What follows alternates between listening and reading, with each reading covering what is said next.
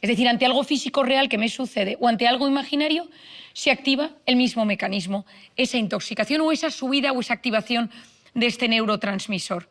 Una sociedad intoxicada de cortisol por miedo, por soledad, por modo alerta mantenido, bloquea la corteza prefrontal.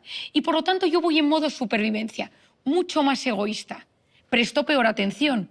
Si lo tuviera que comparar a un niño pequeño, un niño que está viviendo un drama, una situación crítica en su familia, padres que se separan, violencia, situación económica complicada, que ha sufrido un abuso sexual o algún tipo de violencia, ese niño está en modo alerta, intoxicación de cortisol. Por lo tanto, su corteza prefrontal va a funcionar peor.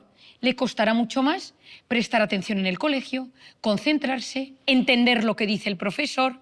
A ese niño puede ser que uno diga que tiene problemas de atención, incluso tiene un TDAH, pero antes de entrar en algo relacionado con la medicación, yo siempre recomiendo buscar si hay una base emocional, si ese niño está sufriendo miedo, si hay alguna situación que ha hecho que esa corteza prefrontal no esté conectando de la mejor manera posible con la realidad. Todos nosotros, intoxicados de cortisol por ese modo miedo, los macro problemas de la vida, uno enciende las noticias, y las micro batallas, esa incertidumbre no nos enseñan a vivir con incertidumbre.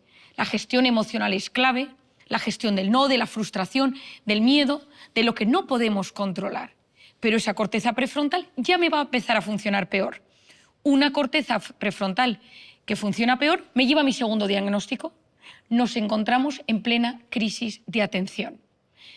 En plena crisis de cortezas prefrontales mundiales. No pensamos bien, nos cuesta razonar, nos cuesta enterarnos de las cosas. Para mí esto me recuerda mucho a la película de Matrix, ese momento de la pastilla roja y la pastilla azul, donde en una puedes ver la verdad de las cosas y en otra vives adormecido.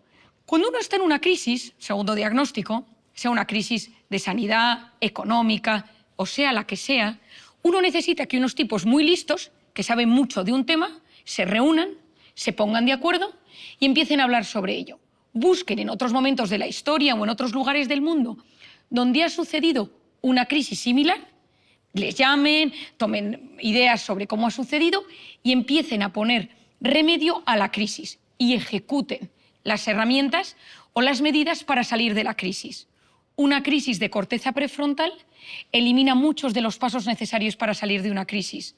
Porque hay que pensar, porque hay que profundizar, porque hay que leer, porque alguien tiene que abrir los ojos en una sociedad donde vivimos en esta especie de maquinaria, donde cada vez nos cuesta más profundizar. ¿Qué está generando la crisis de atención? Por supuesto, como he dicho, el miedo, la incertidumbre, pero la hiperestimulación, el fast, las distracciones. Hay estudios importantísimos hoy en día, cómo vivir constantemente distraídos deteriora nuestra capacidad cognitiva. Pensamos peor, nos hacemos adictos a lo irrelevante, a lo superficial. Estás un día en el trabajo agobiado y te hablan de cualquier noticia nueva, te metes en internet, empiezas a buscar y te sale y buscas lo irrelevante y te metes en esa noticia viral surrealista. Pierde 20 kilos en 3 días, nunca te imaginarás cómo y lo que pasó después te dejará impactado. Clic.